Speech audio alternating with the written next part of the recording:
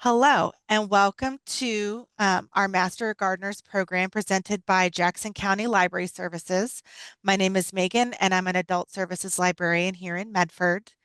Um, Jackson County Library Services acknowledges that its libraries are located within the traditional lands of the Cow Creek and Umpqua tribe of Indians and the Modoc Nation, as well as the Shasta, Tacoma, and Lakawa people whose descendants are now identified as members of the Confederated Tribes of Siletz Indians and the Confederated Tribes of Grand Ronde. We take this moment to recognize the indigenous people whose traditional lands are where residents of Jackson County live today. JCLS is committed to fostering understanding, deep respect, and honor for Indigenous people, and we encourage you to learn more about the land you reside on. For more information, go to jcls.org/land. The views and opinions expressed in this program are those of the presenter and do not necessarily reflect the official policy or position of Jackson County Library Services. And I would like to introduce Tammy Wilkinson as our presenter today. Good afternoon, everyone. And Megan, thank you so much for hosting this Zoom and coordinating everything for us. I'd also like to get a shout out, a thank you to Colette Allen, as well as Sherry Morgan and Grace Forensic with the Jackson County Master Gardeners for putting all of this together and inviting me to attend. Just a little background about me. I'm the coordinator for the Great Maggie's community garden in Gold Hill, which was established about 3 years ago in 2022. At that time, just to give you a segue, I'll go over how we created the garden. Joel Clark was the lead on that, and then go into more specifics about how you can start your garden. With the Great Maggie's Garden, Joel Clark, who at the time was president of the Can Do nonprofit community development organization here in Gold Hill, had the dream of creating a community garden. He saw the need and he moved forward, going through different channels. One, identifying the property, coordinating the property itself, and utilizing it and gathering funds. And a big part of a community garden is one, identifying the need, and then determining what type of garden you wanted to establish. In his instance, he wanted a community garden that people could go to, take home their own veg that they had grown, as well as donating additional vegetables and that to people in the community. So what he did is he went to the city to see if it would be possible to have the garden in the Gold Rogue Sports Park in Gold Hill. And he pulled the master plan with the Parks and Advisory Committee, pulled the master plan that was in place at that time to see if there was any land that could be used. And at the time, with the water treatment plant, the backside of it in Gold Hill was nothing but blackberry bushes and a fire hazard. And his proposal with that was clearing that land, creating a fire break, and putting the community garden in there. He created a design, brought it to the Parks Advisory Committee. They went through it and sent the proposal to the city council. With that, it was a two-part plan because we wanted to be able to utilize the water from the water treatment plant as well as the land, and have basically the city host for the community garden.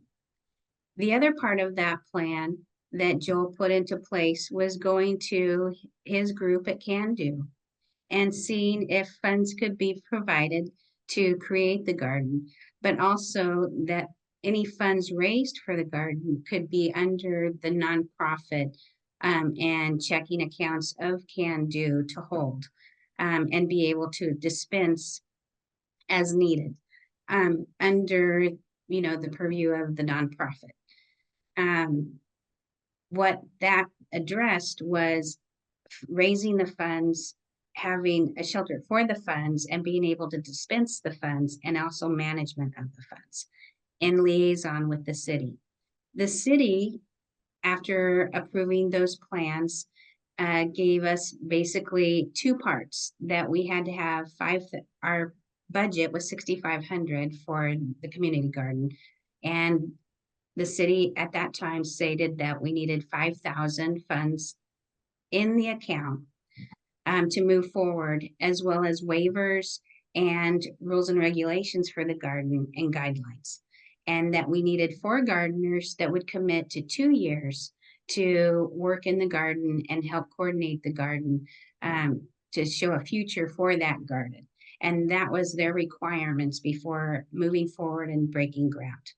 So that was a huge momentum for the garden. And moving forward, Joel coordinated fundraising within the community, different sponsors, as well as Jackson Company, which is a local company who actually did a work program for their employees. And they volunteered their time and helped Can-Do members trench and build the community garden. And that was just like a fabulous community collaboration between the city, Parks and Rec, our community members, Can-Do members, and a local business. And that was broken ground in May, and we completed the structures and the garden beds in June, and were able to start the garden at that time. In conjunction with that, the city donated $1,500 towards the garden as well, because we were able to raise the 5,000. Jackson Corporation donated thousands, by the way, for that.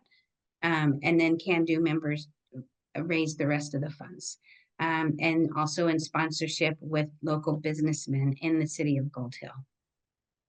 The goal was to create one phase of the community garden for the garden beds, but also to be able to provide water for free and create a free garden for our community. And the city has donated water towards the garden. So we're one of the few free community gardens within Jackson County. And the only reason we're able to do that is because of the city being able to give us water for that garden. In conjunction with the community garden, we've had that support, but long-term, Joel was looking at it too, as far as having coordination and being able to network within the community. And so there's multiple steps that he took with his dream to make it happen. He coordinated with neighbors, even though it's blackberry bushes, it was along the walkway of the park itself, checking with neighbors to make sure that it was something that, they approved of, so that you're not getting into future issues or conflicts perhaps with the surrounding people that live in that area, coordinating liaison with the city. But there's other things to consider as well, and that's like license and liability, right? And so with that in mind, we have waivers that were created and rules and regulations for the garden. Joel, in conjunction with Can-Do, we have insurance as a nonprofit that we have coverage for, but because it's on city grounds, and something that you need to consider in creating a community garden is where are the lands located, and how is it going to be utilized, and who covers the insurance liability and the expenses of that garden. And I'll go, with an itemized list, and that will be available to you with an outline that Lisa Klein was able to give to me to share with you. It's a wonderful guideline for whatever type of community garden that you wanted to create, whether it's in your neighborhood in a strip in front of the driveways, whether it's in an adjacent lot of your neighbors, whether it's at a community church or a school or a hospital, or at your city parks. There's always opportunities. And, just basically looking at those opportunities and doing the research and laying that groundwork is huge in making it a success. With that in mind, as far as the legalities of it, because it's a city park, we have the gardeners sign a 1-year waiver, and we keep that on file at the city. They have a workman's comp plan for the park. That is an insurance, but basically those waivers are so that the gardeners can come in and out of the garden, daily without having to sign off on something like that and on a daily basis. But that's how we're addressing it with a city land garden. We, after that initial first year, we built 10 beds, and with that, we had it that people could sign up. We have basically they can take whatever they grow home. They need to maintain those beds.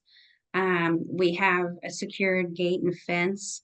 One, we have critters because we're not far from the Rogue River, but two, just so that we don't have anybody that might come in through a low hanging fence and take whatever they want, because people are taking this home to feed their families.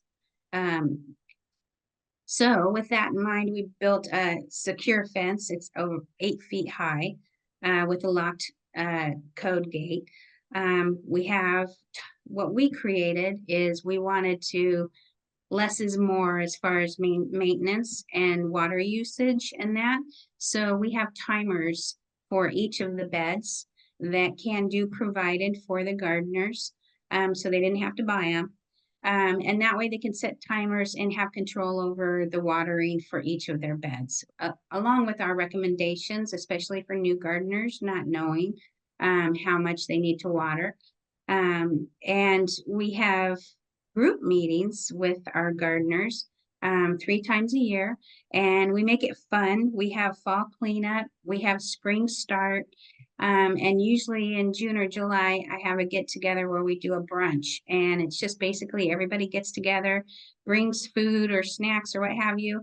And we have question and answer time, but also like cleanup and prep for the garden beds. We have sharing, which is seed packets and plants.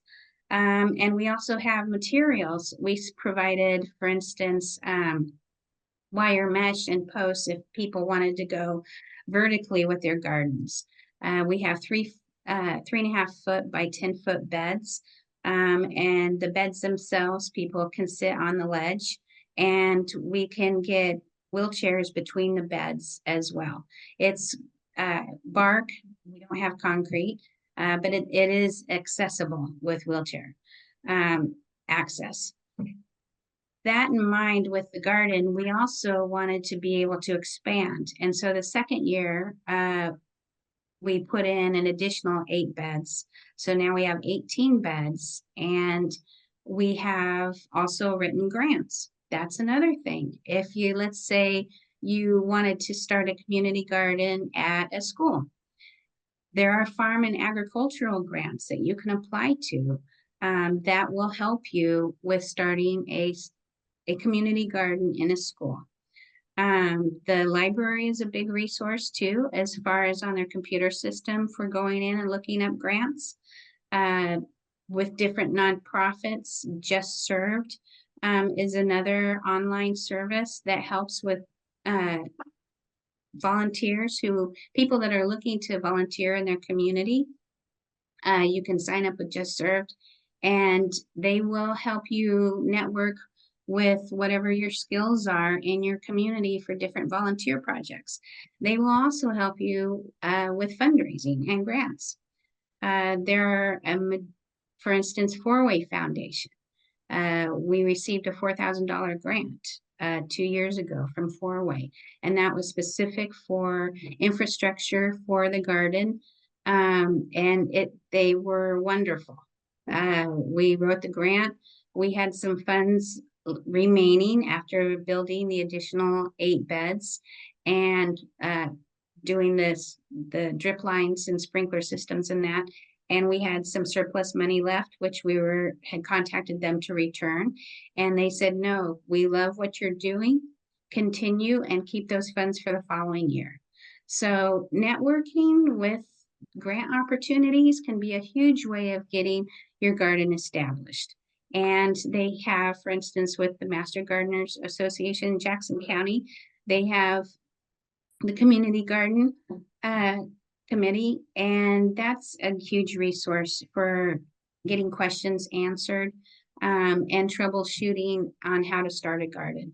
And within the community, there are different garden groups, and local businesses are huge. For instance, like the Grange, the Coastal, those companies are very committed to our community, and food production is a major resource for our people.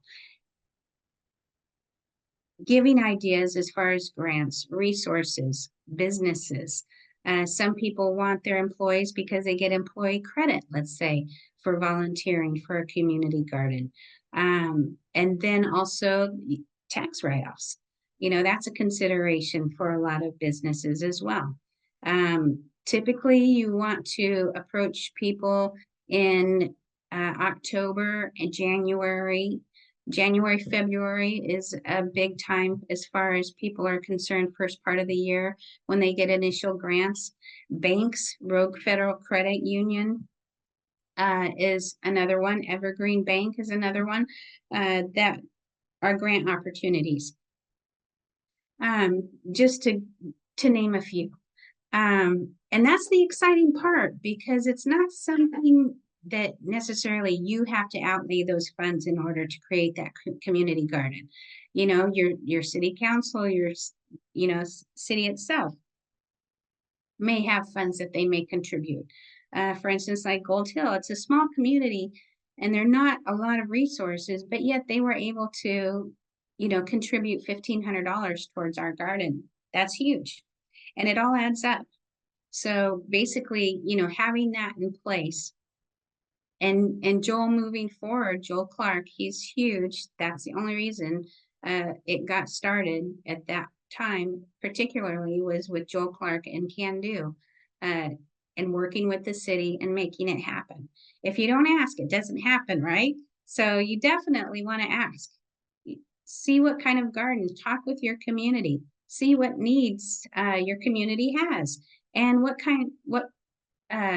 areas that might be a prospective garden, and talking to your neighbors, your friends, your family, church members, school members. Reach out. It's surprising how many people are interested, and making it available too, time-wise.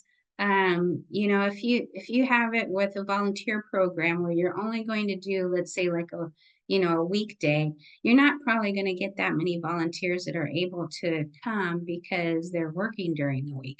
So having some flexibility with your schedule in order to make the project work is the way to go. As far as the completion of our garden, we still have 2 additional phases. As far as growing in the garden, we're building infrastructure more this year. And next year, we may move forward with further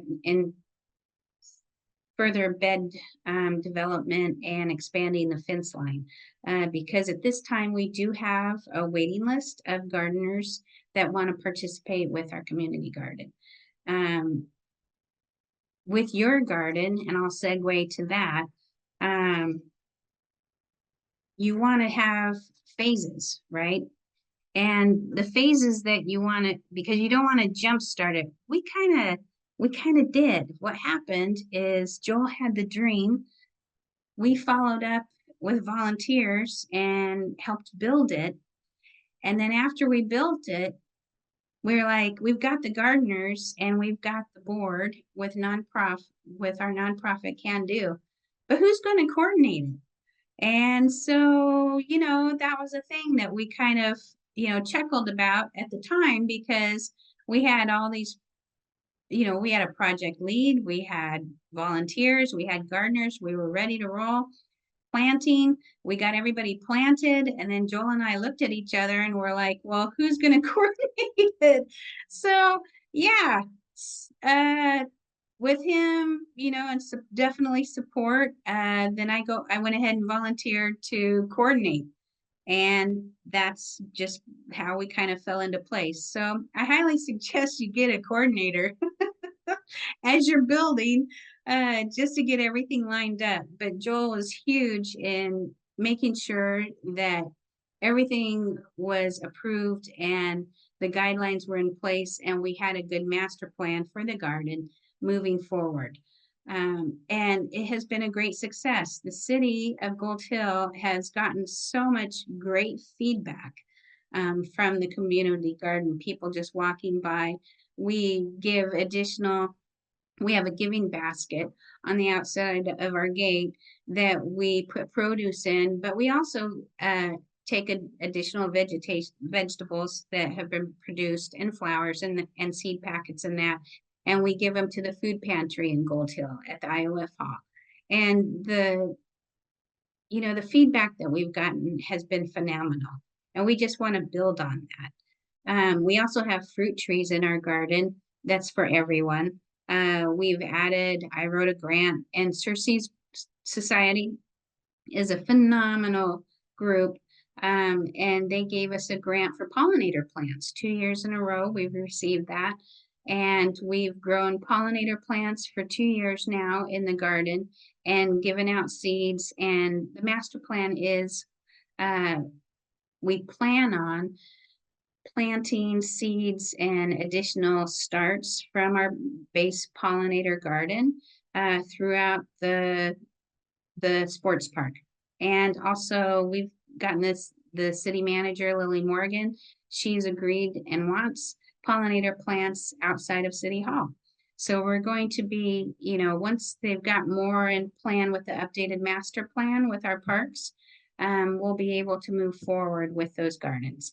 City Hall actually will probably be done within the next 3 weeks with those plantings. So it's really exciting because Gold Hill is also a bee city, and we want to support that program. And adding pollinator plants throughout the city is one way to do that. And so the network within a community garden is far-reaching. You have it, with your initial gardeners and what they produce and take home and, feed themselves and their families, but also sharing within neighborhoods and communities. And then it can expand from that. You might have a community garden that you just want pollinator plants. It may be a community garden that's, specific to your neighborhood. But the ability to make it happen is amazing. So I highly encourage you all, to see what you want to do and get that plan in development lined up. I have the different phases that I'd mentioned before.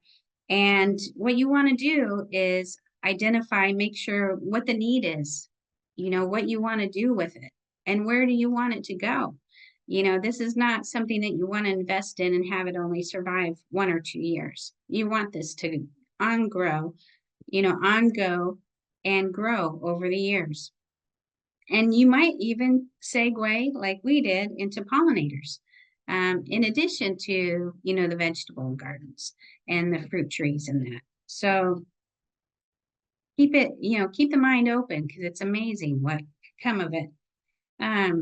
You need to make sure with your initial plan what your needs are, what you want to do. You want to check with your neighbors and community, like where you are thinking about putting in the garden, who will support it, right?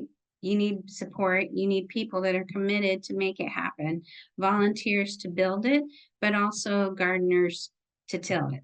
So keep it going. And also the commitment you might have because of life changes, where some gardeners can't perform or continue within the garden for the rest of the year.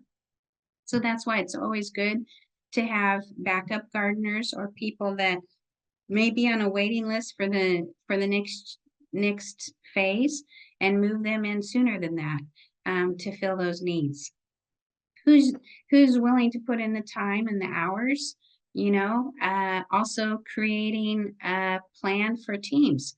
For instance, some community gardens have teams that are specific to weeding or watering the gardens. We kind of bypassed that with the timers because we didn't want to have to go in and water individually, or have a group that's responsible for that. We want individuals to be responsible and know, how much they want to water dependent on what they're growing, and giving them that independence. But there's all kinds of options. You could have a team for watering if you weren't going to do the sprinklers timers. You want to, when you're creating your garden, you want it to be accessible to people, right? So when you're looking around and trying to get that idea and plan, you want it accessible, you want parking, bathrooms are an option, or consideration, whether it's a neighborhood or whether it's, at a you know community church. I know Access was growing their gardens with volunteers at some of the churches here in Jackson County up until this past year. I know that, some gardens that I've seen in New York City and that where they're literally in between uh, apartment buildings, along alleyways and in front of houses on the gardening strips, which we usually have like grass or trees on. You want it to be safe for people, not being, too close to the road. But it's amazing what you can pack into a small area, right? So making it accessible, having the amenities if possible, but then you also have to consider, soil wise could be anything, right? Because you can build a raised bed and put whatever soil you want in it. But the other thing that you need access to is water. And that in some areas can be a very expensive commodity. So keep that in mind when you're considering it. And for instance, like City of Gold Hill, they really kicked in for us on that. And your city might do the same. So just check. And it might be a win-win. For instance, we cleared that area and now the community garden is a fire break for the whole water treatment plant of Gold Hill. So that is definitely a plus for the city for us to be there. So keep that process in mind.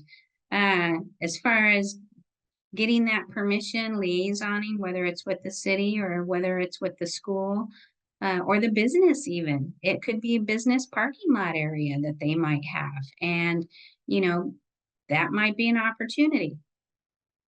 If it's city land, you have to go through the city council and advisory board.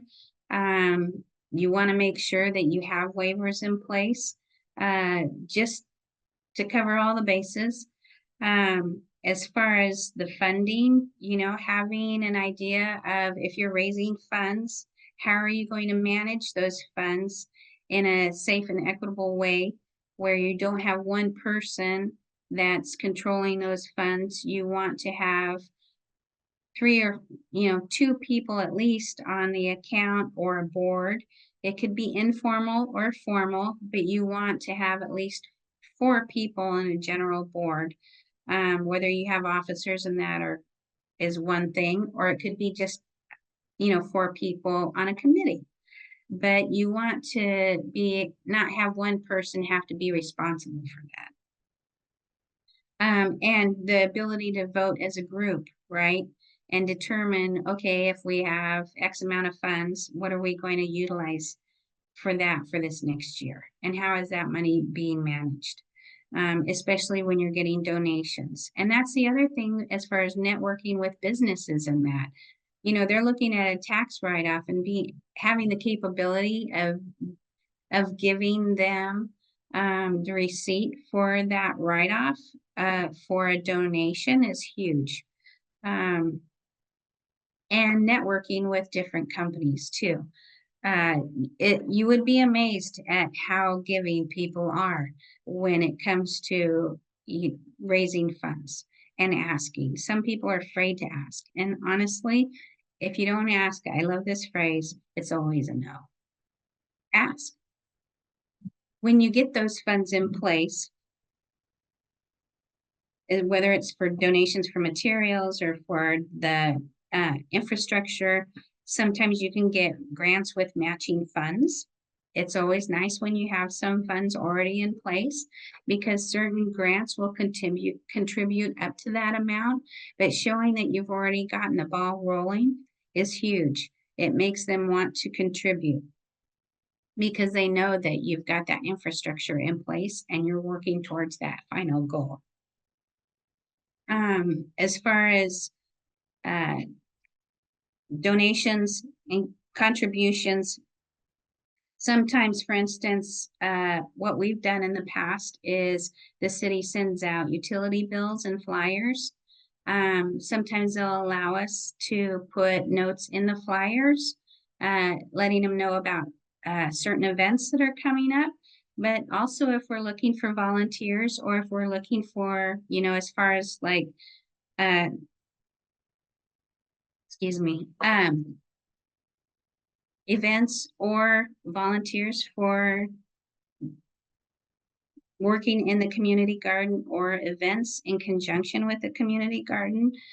Social media is huge as far as creating flyers and sending them out if you're looking for volunteers or people that are interested in joining the community garden, but also fundraising. It can be fun. You could even have like a chili feed, which we've done in the past. We've done a cornhole tournament, going to reserving like a winery. It's a bigger scale, right? But depending on the type of funds that you're searching for your community garden, it's a good way of raising money. I just, continue outreach even once your garden is established, is keep it going, right? Social media is huge. Facebook Marketplace, Facebook, posting what your garden is doing, networking with other committees and garden plans, and letting them know what your garden is doing and what activities are available in your community and sharing that. It creates an excitement and an interest, and people enjoy that and they want to be part of something that is so positive. So it doesn't take much. Just posting pictures or saying, hey guys, come on down, we're having a brunch. We literally did like last year a burger barbecue. We had a barbecue in the community garden and had it open, and people that were hiking and walking by, it was for the gardeners, but we had the gates open. Anybody and everybody that wanted a burger and a hot dog, come on down and let us show and share the community garden with you. And that was a blast. And it's things like that that creates that excitement and also the community feel. And that's what makes it fun, because it is all about sharing. And we need more community gardens, so that we can be more self-supporting too. As far as the garden itself moving forward, we had some of the trade-offs with the community garden is also management of the garden. And with that in place is the guidelines, and those will be available.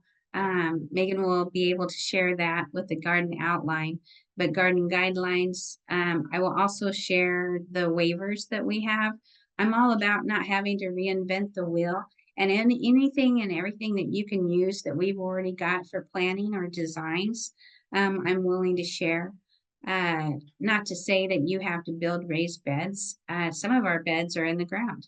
We just expanded that way because, sometimes the raised beds, they can add up, and especially the bigger beds. But it's not to say that you can't, build your garden and let it grow without the raised beds initially.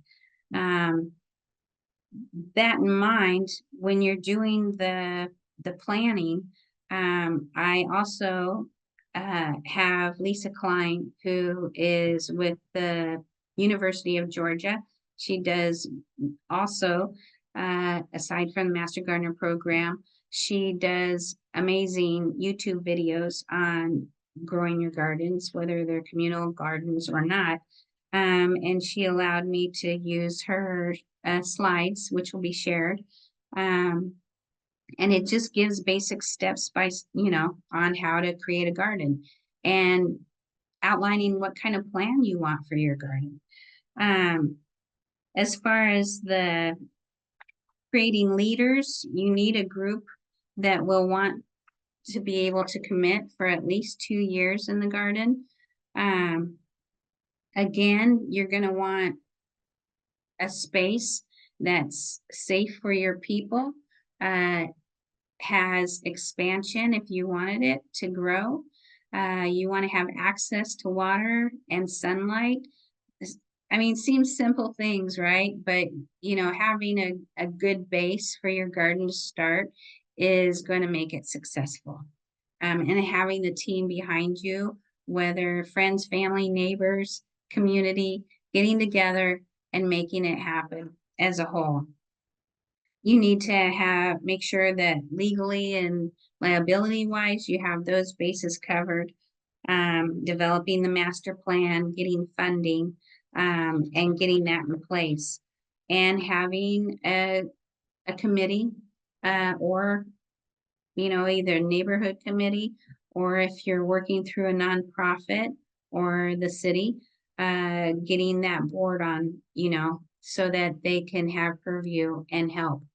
Um, Nonprofits, being under a nonprofit is very helpful, if you can coordinate that, because they already have their checking account set up, and they can set up like Can Do did for us, where they set up a separate community garden account. And so that those funds are kept in reserve for us under the nonprofit, and funds can be dispensed, once the committee approves them, for expansion, improvements, or replacement and maintenance. That's the other thing to think of.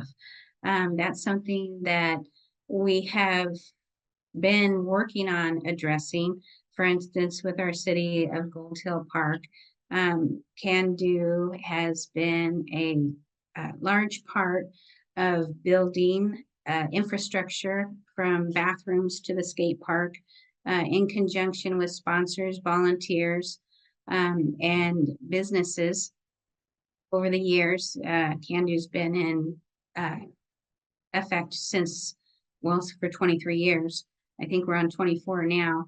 Um, and it building and making these projects happen, but the city has not been financially able to maintain.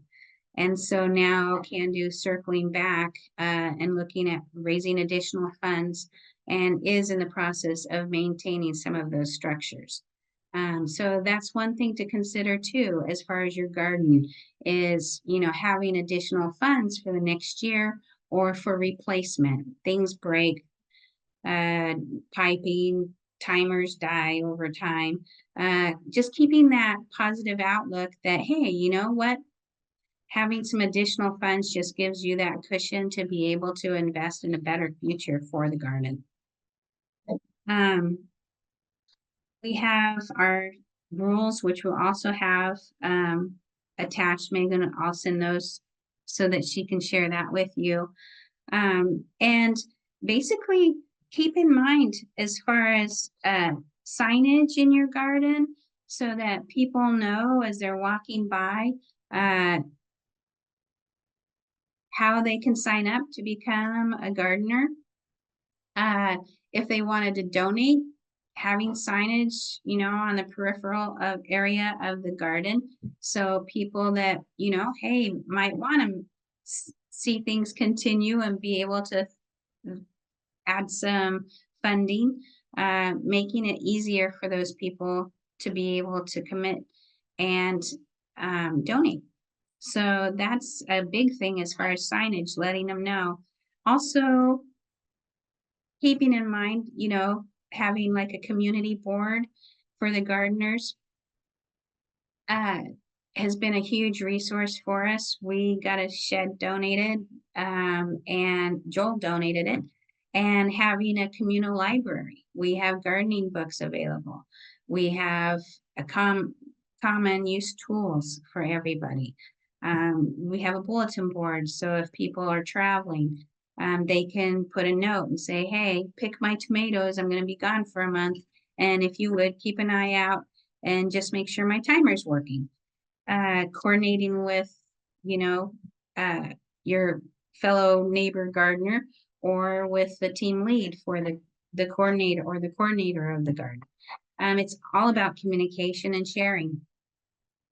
We have a lot of gardeners that um, do donate to the IOF Hall, and it's amazing because a lot of people that are in need, they get canned food and boxed food, but not much in the way of fresh food usually. So having those, fresh zucchini and tomatoes and everything for free is amazing. Um, we don't necessarily do teams, but I know some of the community gardens do. And we basically do it as a team of volunteers in seasons where we have cleanup day and we work as a team, as a community, and do weed abatement or replenish the soil in the boxes before planting. We have free seed giveaway that we've done, and we've had other people, for instance, like the Friends of the Library, many of the community members there have given us tomatoes and bell peppers and that for the gardens. And so also the Master Garden Association, they were huge in giving us starts that were in their after sale uh, for our gardeners. And so, I mean, it's just awesome having that network of people coming together and sharing. As far as the garden itself, social events, keeping it in front of people as far as what you're doing and coordinating with businesses, with employees, with, for instance, like the Eagle Scout program. I know some of the community gardens have had Eagle Scouts do projects. It's, that's just one area that people can volunteer and help with the community garden. We also have, with our community garden, we've had people that have come through and asked for pollinator plants. So we're actually sharing and expanding on that because they want to plant them at home. So seed packets this fall, we'll be giving out seed sharing for people so that and seed starts for people in our neighborhoods. Keeping up that, the buzzway, that's another thing that the Pollinator Project is encouraging for our community gardens, but for everyone in the valley. And it's just a neat project that they have. But with Cersei's group giving us the grant of donated pollinators last year and this year, we were able to start that program where we're expanding with pollinator projects. And so in all, I would just like to say, just ask and get that plan in mind. Make sure that you're, the needs that you're looking for in a community garden, what type of garden you're interested in and what fits those needs moving forward. Once you get that outline of the plan, other things will come up, and that's okay, because like any project, it's a fluid thing that you work with. And when you get a good team of volunteers with you and committed people that want to create that community garden, it's amazing. And I just want to say, thank you. I'm available as far as questions and answers. There's more details to this, but just in general, there are amazing resources out there. And, it's amazing how if you ask, one person may say no, but they might, you know, give you a resource for another avenue of attaining your goal. And, being able to network with people and learn as you go has been an amazing process. And Joel got us started, and we're just keeping it going. And I just want to say thank you to everybody that helped us along the way.